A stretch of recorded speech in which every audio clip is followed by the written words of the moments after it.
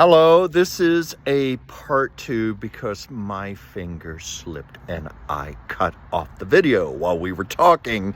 Now, there are two choices here. I could edit the two together, or I'll just make this a part 1 and a part 2. So anyway, where were we? I was just talking about the fact that a lot of parents, like including my own, they had a life where they felt like, oh, you know, we're here, we just do what we should do, and because of how traditionally they were raised, and so they have kids, and then they're like, we'll give the kids the opportunities. But as I was getting opportunities and I was thriving and not just surviving, like really having this beautiful life, it actually became very threatening in ways to my parents. They literally said at one point, at least my I can't remember if it's my dad or my mom who said this. I mean, they shared this idea of if they're miserable, I can't be happy. Like if I'm living this, you know, I'm living in a really nice part of town, I have a nice apartment, and they're also helping me pay for it because I'm trying to get through college and figure things out. It's like if I'm living this lovely life and they're at all miserable, then it wasn't appropriate. They were trying to, you know, cut me off as soon as possible, and I also understand that. But I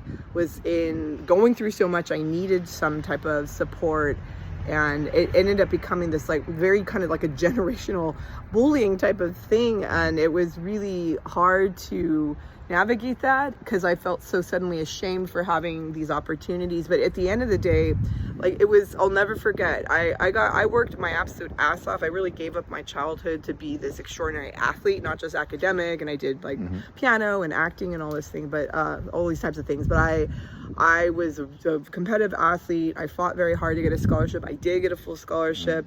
I had almost no friends. I didn't date anyone. I was a virgin until I was like 25, 26 years old. Like I really was an anomalous kid. I stuck to myself. I worked really, really hard. And there I was walking onto campus when I was a freshman in college, and with my mom trying to help, you know, supporting me, trying to help me set up my experience in the dorms. And, you know, this is coming from love. Like I respected them so much. They were raised in a tiny ethnic religious community. The only opportunities was my mom got married by 20, you have kids, that's it, you're a housewife. And my mom wanted to play competitive track. She was an amazing runner, and she was she wanted to go become a history professor, and she had so many things she wanted to do. She wanted to travel, she loved opera, she wanted to go to England, she's an Anglophile, blah, blah, blah. None of this she could have.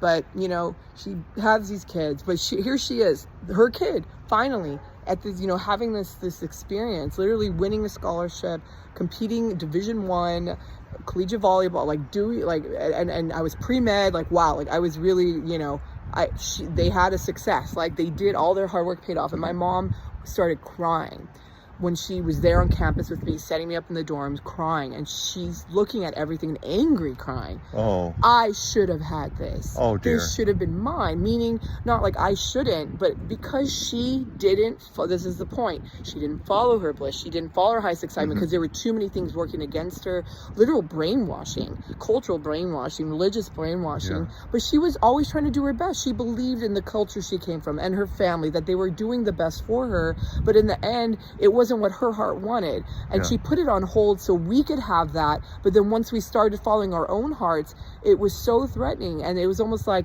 there was some type of sabotage going on. Again, I am infinitely and eternally grateful for what my parents put me through, and that sounds very negative, but how they tried to support me and literally supported me, and even including they still support me. My dad's gone, but sometimes my mom still helps me out.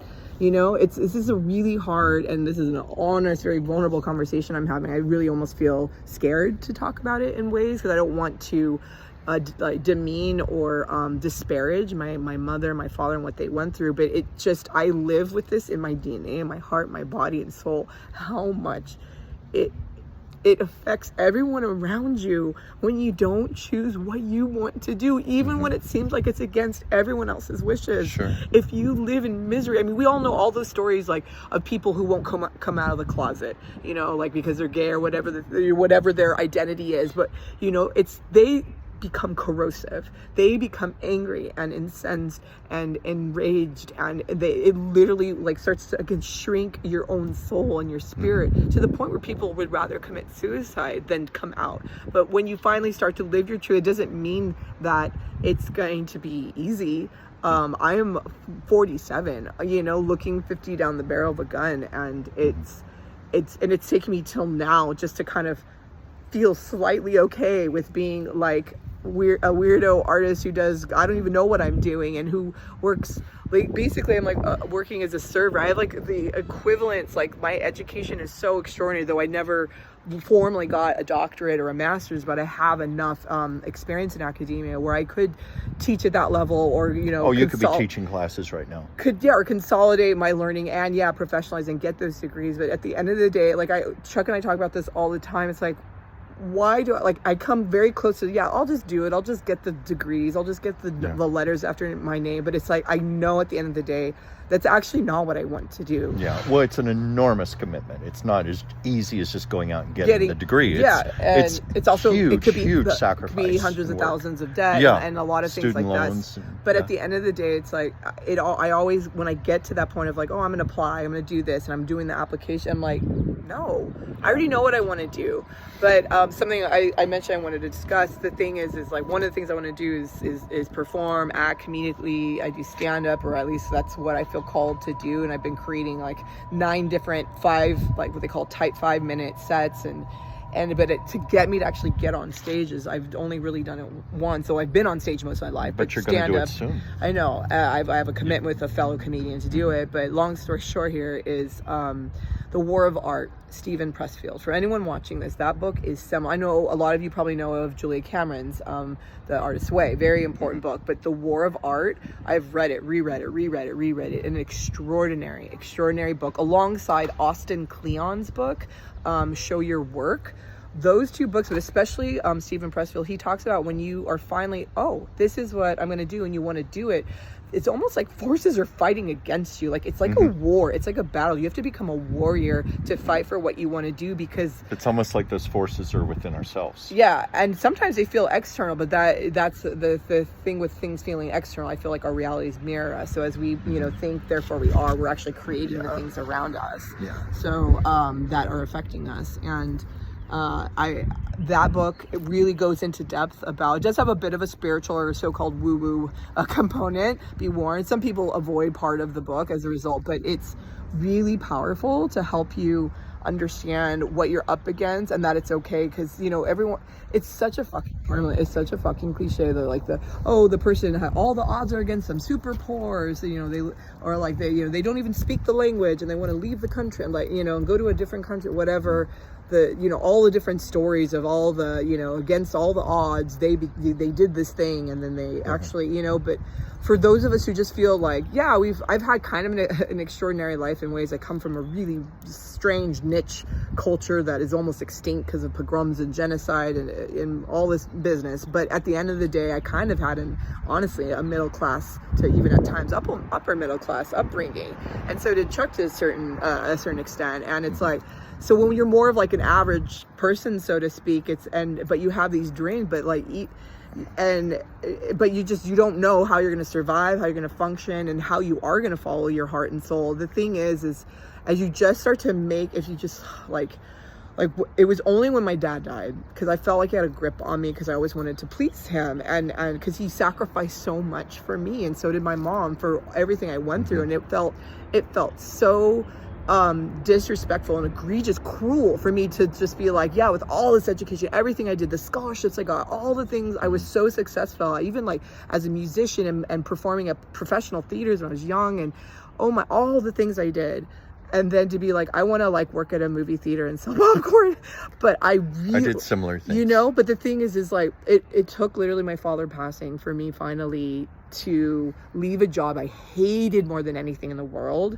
Incidentally, it's how I met Chuck. I worked in the supplements and naturopathic integrative medicine community a long time. That's how we met a lot of celebrities. And I've talked about it many times. Yes. But it was also an industry I freaking loathe, even though I was kind of genius at it, and an encyclopedia, like how he's an encyclopedia of knowledge about the Hollywood industry. I am, or I was at least, about naturopathy and integrative medicine. I am too. And you are too as well. Thank you. But I'm saying you're also, like, because people know you, they don't know you necessarily as being a naturopathic doctor's assistant and a nutritionist, but that's more for Dr. Whimsy, so I don't do it. But that's what I used to do, but it was something I absolutely hated, but I had to pretend. They call it faking it, and faking it until you make it, where it's like, I could die tomorrow and I have this job helping manage the supplement store and blah, blah, smoothie bar. And I'm just going to bring my best self because you never know what's going to happen. But there was a point at which it didn't serve me and it was breaking me apart.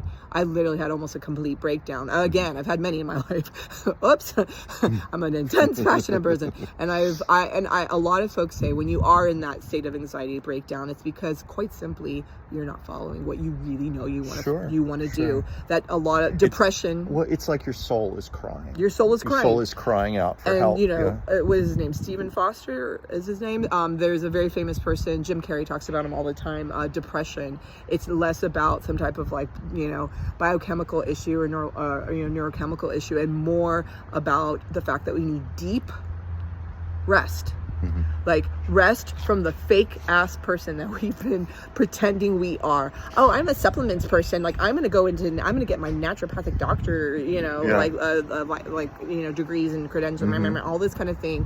I'm gonna do what I should do, and I'm gonna find a way to make that fit me instead of doing really what is me. Well, doing what society expects. Yeah, and because but at the end of the day, we're coming full circle in the conversation. But we also do want to make a certain amount of money. We have to. Hell yeah, we want to make money. And we, but the thing is when you I have so many stories, and maybe I'll tell this in other videos and on my own channel, resurrect my channel from the dead.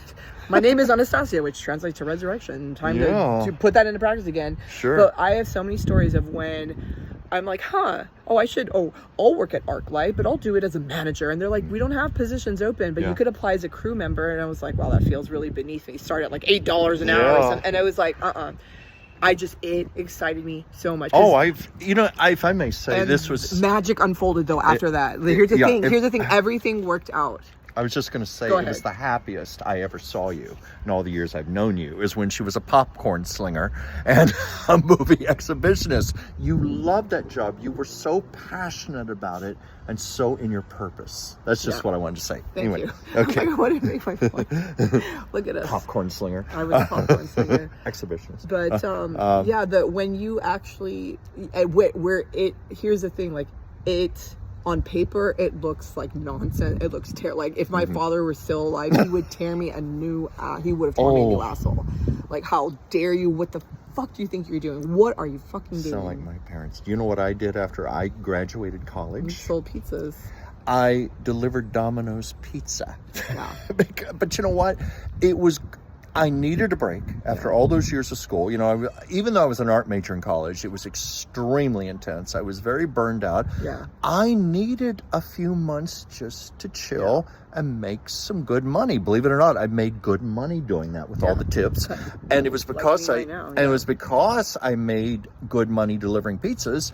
I later had enough money to take my first trip to Europe, and 3 months later moved to Los Angeles, where I am to this very day. Yeah. So I knew what I was doing, but my mother and father, and I don't blame my mother and father. Yeah, likewise for me. I think if it were my kid, I would have been mortified. My mother and father were just horrified, and they were so ashamed. And of course, that made me feel bad too, because the last thing I wanted to do was hurt my parents. Exactly. But I knew in my heart it was the right thing for me at that time, and I think that's a lot like what you're saying about yourself. It's exactly the case, and it's just so hard because of how my father grew up in abject poverty. He literally lived in a converted chicken coop in the backyard of his house with one of his brothers, because it was 7 kids and a 2-bedroom house it was like a shack in East Los Angeles.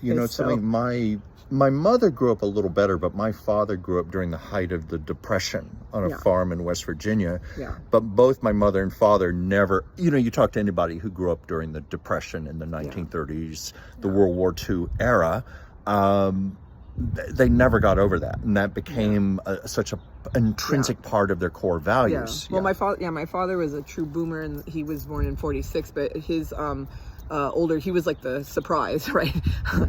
So he had. I was the late light baby. Yeah. So like My sister, my only sibling, is 14 years older than me. Yeah. My parents realized they better have that kid, or the time, the sand in the hourglass was running out. But I say that because, you know, even though he was, you know, the times were a little bit easier in post-war, you know, with that boom in America. But all of his brothers, they grew up in the Depression, and prior to that, some of his, one of his sisters was born in like the 20s. His parents were born in like 1905 or so. Mm-hmm. And they came from Russia. They were immigrants from our little ethnic religious community. And then his father was bold enough to leave the community. This is a community that's so small. There were only 10,000 of us in Los Angeles. And if you leave it, you can no longer be buried with your people and with your family. I mean, you might be able to pay enough money to get back in if you really want to, but at the end of the day, like you become unclean, so to speak. Nanash, you don't belong anymore, and it's just a pox upon your family, and it really sort of, you become the black sheep. But my dad's dad actually literally became this. He left this religious community, then became a Pentecostal minister, and then raised all his kids. And here comes my dad, you know, kicking and screaming out in the world anyway. You know, my dad would save cans that were expired, and a lot of like Depression era mentality. But yeah, I think poor Chuck's hands tired. So sorry, my arm was getting sore there. Didn't mean to interrupt you. No, you're fine. Yeah. But all of this to say, it's like we understand why people do this, and it's so hard because I think Chuck and I were so close in a lot of ways because we had the same experience of our parents wanting to do their best by us and for us. Sure. But then the way that we internalized it was like they were also, it felt hostile to what made our hearts sing and soar, and it was almost like we would try to let our hearts sing and soar, but then that criticism, that sometimes meanness that they didn't mean to direct at us, it would it would make me self-sabotage. Well, if I may say this, I think most of us who were artistic children, gifted children, we're autistic but very much on the spectrum. I've talked to so many other people, other fellow artists who tell me similar childhood stories where their family just didn't, quote unquote, get them, understand them, understand our way of thinking, our way of perceiving the world. And that's not to fault them in any way. It's just they didn't understand us. Like there were many artists I know tell me stories of school teachers who, I have a friend who's absolutely brilliant. He went on to become one of the animators at Disney back in the hand-drawn era. One of the smartest, most innovative people I know. His 5th grade teacher called him retarded and wanted to hold him back a grade because she just simply did not know how to teach such a child. So I think, you know, what we're saying, you know, like my mother and father were incredible. They did the very best they could for me. But I think they were always a little mystified and baffled by me, and I think maybe that's what you're saying for yourself also. And they didn't, and the for me, it was hard because when they asked me to do something, I was such a people pleaser. I just wanted love. So they go study medicine, okay, go study, you know, science, math, piano, whatever it was. I did it, and I did it really, really well. So I had all these talents that they, so to speak, didn't have. My mom, I've been a singer since I was a little girl. My mom, like this, it hurt. Like my mom's like, well, when I die, I'll become an angel and I'll finally be able to sing. And it's just so sad to her because like I have this voice. I have an extraordinary voice. We have opera singers in my family. I've sung gospel, jazz, blues, rock, pop, everything. I have been recorded. I've often sabotaged my music career though. Shout out to Hugh Coltman, who knows that all too well, when I used to sing with him in Paris and then left to have a breakdown and not sing for many years. But I've sung professionally in gospel choirs, you know, and then academically, like I was a valedictorian junior high. I was tied in high school, had like a 4.7 GPA, was an honors student in college. Like I had all these talents. So it's like, for people like my mom who didn't have those opportunities and didn't have those same talents and always wanted them and helped to cultivate it in me, it's like if I don't use them in a specific way, it shames them, it confuses them, it guilts them, but then it in turn unfortunately shames us, and it's like so hard. Like I haven't had children. I've always wanted children. I don't know if that'll ever happen, probably not biologically, maybe through adoption, I don't fucking know, maybe a surrogate, I don't know.